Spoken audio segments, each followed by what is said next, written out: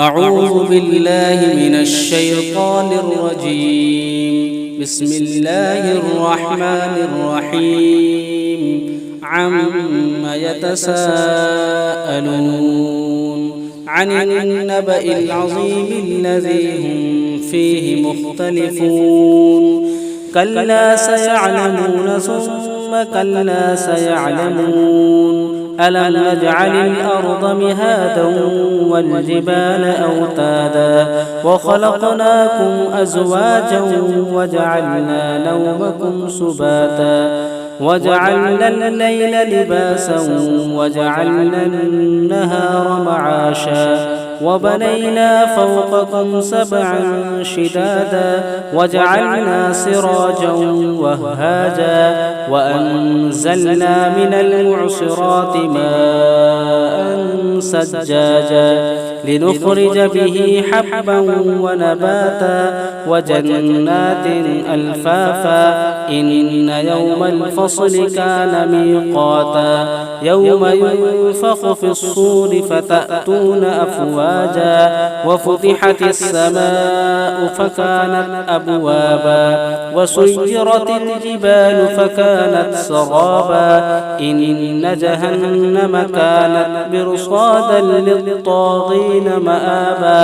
لابثين فيها أحقابا لا يذوقون فيها بردا ولا شرابا إلا حميما وغساقا جزاء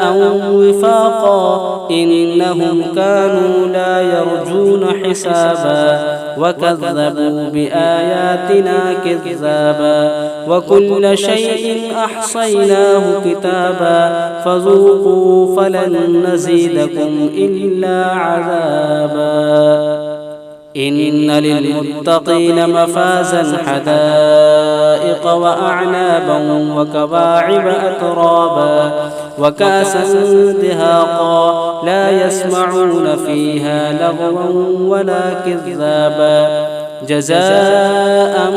من ربك عطاء حسابا رب السماوات والأرض وما بينهما الرحمن لا يملكون منه خطابا يوم يقوم الروح والملائكة صفا لا يتكلمون إلا من أذن له الرحمن وقال صوابا ذلك اليوم الحق فمن شاء اتخذ إلى ربه مآبا إنا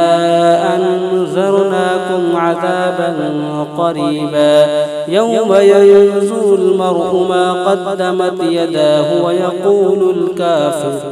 ويقول الكافر يا ليتني كنت ترابا صدق الله العظيم.